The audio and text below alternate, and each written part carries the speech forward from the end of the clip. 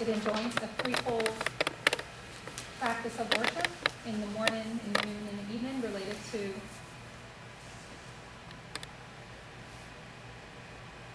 the different aspects of Ra.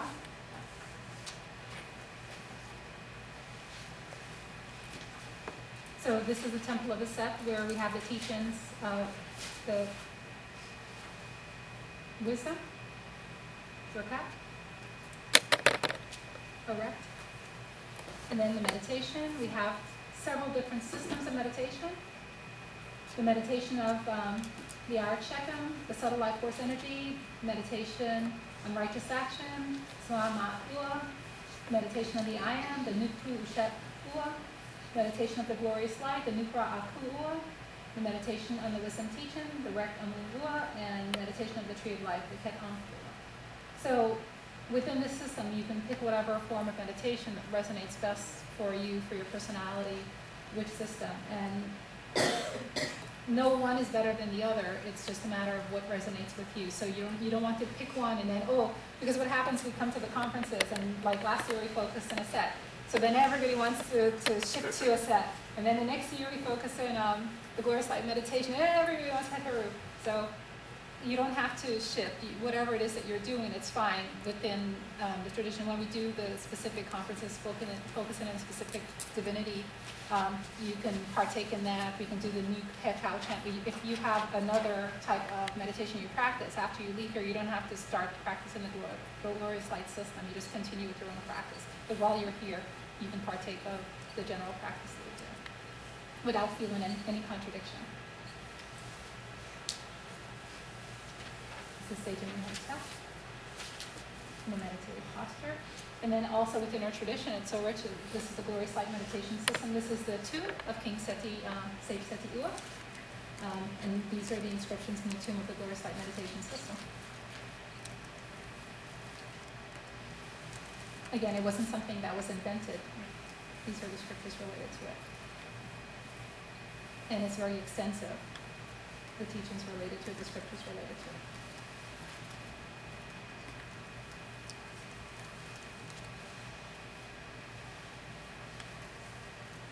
So we have the Kemetic yoga postures, and it has different phases of it, and they all are related to the divinities. You have a new posture, Mat posture, so it's a spiritual practice, not an exercise practice. The exercise is the icing on top of the cake. If you eat the cake, you get the icing already. So you don't have to worry about the icing. You don't have to worry about the physical aspect. You just focus on the spiritual aspect of it. So that's practice. And then we have Mat.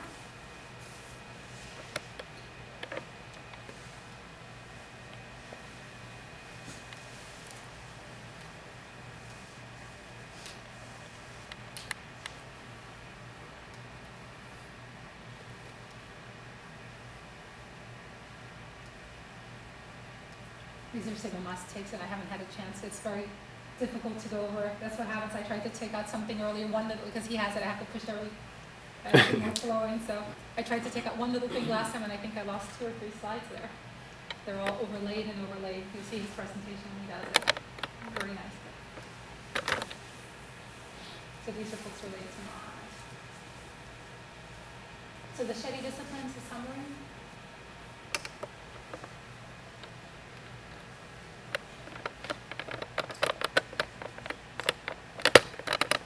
From the Temple of Aset, listening to the teachings, reflecting on the teachings, and meditating on the teachings. The offering of Ma'at was practiced in generally all the different temples. It relates to the ethics, truth, righteousness, virtue.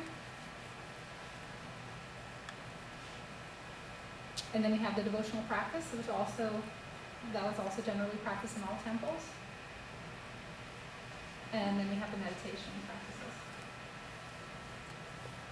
And we have books, Evama has books on all of these different disciplines. Old covers. It's all old covers. I know those are all old covers, I know it hasn't been updated.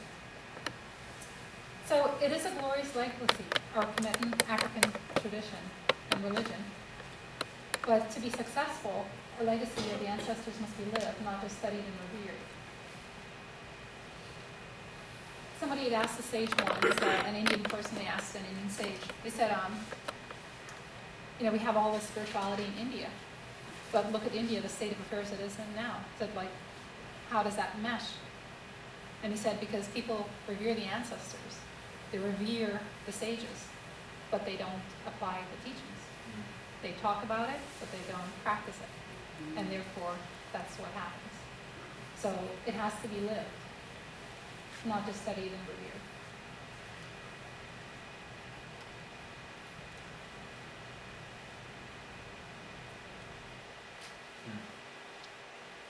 So what are some of the keys to success in one's spiritual practice?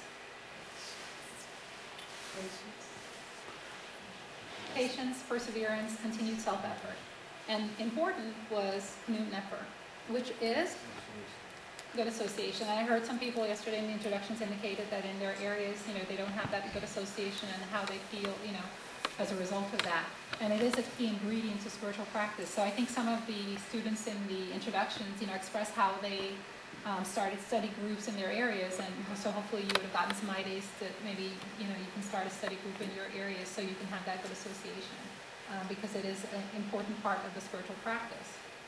It is a key ingredient. When everyone gathers together in the same room and you're resonating with the same types of spiritual ideals, the high ideals of spirituality, there's an actually aspect of learning that occurs in a subtle way, that you don't have to think about, you don't have to ask the questions becomes asked and answered consciously and also in a subconscious way as well too. So you actually gain by everyone else's presence as well, and you become enriched by it.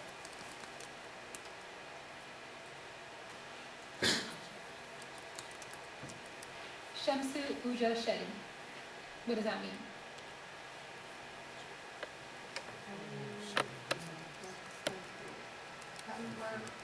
Of the practice of Simply, health and life. simply put, what does it mean? Burning. Burning what? Follower. Burning desire or aspiration to attain the Nahast. And that is what it takes to overcome the fetters. That's what it takes to become successful, because many people come to spirituality and they like what they hear, they come to the group, they come to the meetings, they like what they hear, and then they start to practice the teachings, and then what happens? They have to deal with themselves. And then they feel, oh, I've been meditating for a whole month, or I'm meditating for 2 months, or meditating for a year, and I'm still the same old person because I still get upset and I still get angry, and it's not working. And people become dissuaded by that, and then they say, oh, this spiritual thing, it doesn't matter, it doesn't make a difference, it's not working, and then they fall by the wayside. So you have to have this Shamsu Uda Shetty, this burning desire and burning practice of the disciplines as well too.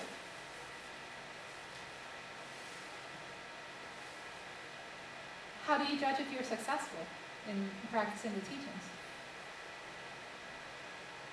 See if your mood has changed. Yeah, well, what if you leave here and then you go back to your homes, and then somebody at the airport says something or does something, and then you get angry and upset at them?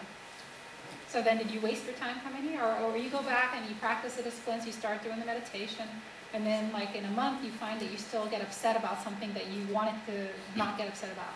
Maybe you did good for a month while you were practicing, and then all of a sudden you thought you cleared it up, and then it comes back again. You get angry, or you do something, you throw something and break something or slam a door, something that you thought you've grown beyond. What does that mean? Does it mean you didn't gain anything? How do you evaluate yourself? How do you judge yourself? Maybe you don't stay mad as long as you used to. Mm-hmm.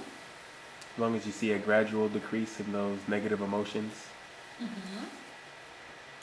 Right, because it takes time. So as long as that you are, the way you judge your spiritual growth is by if whatever the vices are, if they're getting less and less. So if you used to get upset 5 times, a week, and now you're getting upset, 4 times a week, yeah, you're making spiritual progress. Even an awareness or acknowledgement that you are getting upset is acknowledgement of your growth. Mm-hmm. Because before you would do it and not even think about it. But you can't get caught up in that upsetness about being upset. or get angry because you became angry, because then that second anger is more egoism that you're actually inflicted on yourself, and it's actually you're not leading yourself closer, but you're actually taking yourself a step back. So you can become aware of it, but not in an emotional way. It has to be in a detached manner. But becoming upset in an emotional way, that probably is like what happens at first, and then you become more detached with your practice also. And so, it's, as I say, it's all good, as long as you continue to put forth the effort in the practice in a proper way. So if you are not practicing Shemsu Uju, then the higher purpose of Shems, to be a follower of Netter, will not be realized. And you're going to have a different movement. And the different movement you're going to have is called Tenem. It means losing the way, wandering, lost, turned away from. What do you see as the that object that goes up and down in the, where it says instead of different movement is present, the glyph, the sets of glyphs following that. Right, you see the first symbol, which is the T, and then you see the wave. What is the one that goes up and down? Knife. A knife, right. So what do you think that knife means? Because it's a knife and it has legs to it also. It's a knife with legs.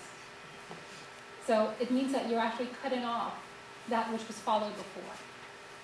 So you were following Netter before, and now you are actually ending that. And the small bird, see the small bird at the end, after the owl? That means like contraction.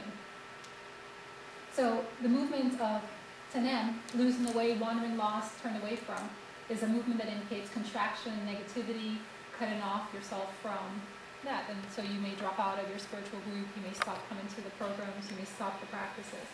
And it's a backward, opposite movement. Also, you see the legs up there? You notice that the legs are walking in which direction? Right? They're walking away. So in the opposite direction from where the other groups are facing. So it's a backwards movement. Because sometimes people wonder why they're not maturing spiritually in a proper manner. So you have to find out if your aspiration, if it's really a burning aspiration, or are you practicing intensively. So Nahas is the final objective.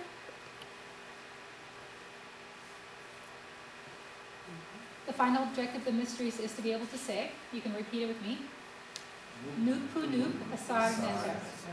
I am that I am, Asar the divinity.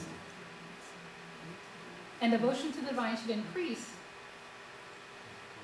as you're growing spiritually.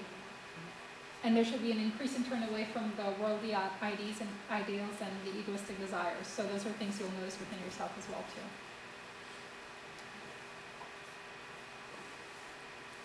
So these are all the books, those are all covers too. But as you know, Simula has written a lot of books. We have quite a lot of books that are there. But what do you know about books and spirituality? You won't find enlightenment.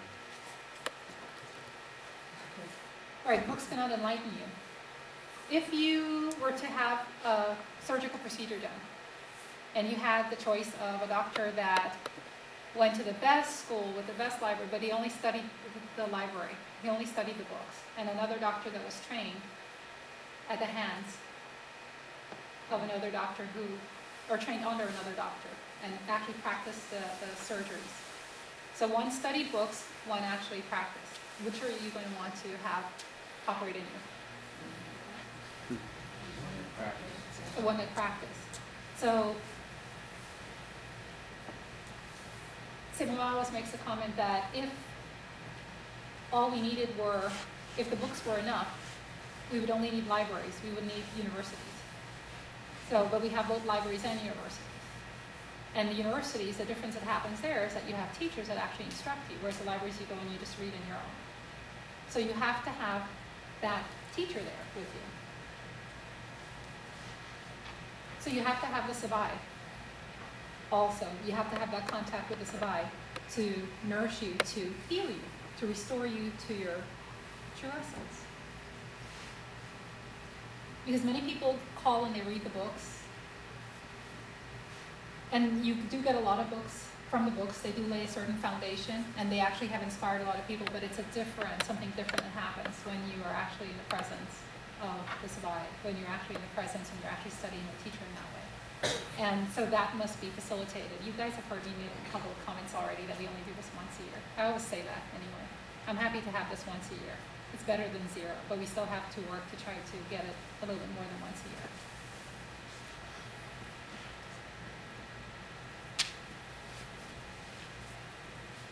So this is our glorious legacy.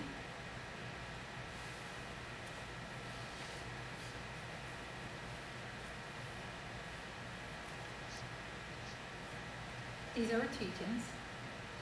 This is our religion, and these are our beliefs.